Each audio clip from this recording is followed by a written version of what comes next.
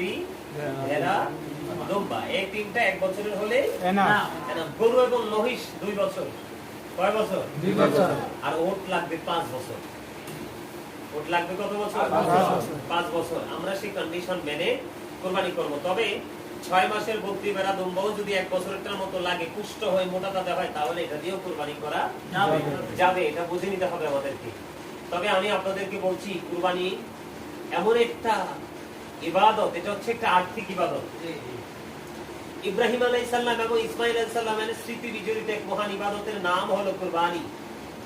কি? কুরবানি। যেটা আমাদের জন্য পালনীয়।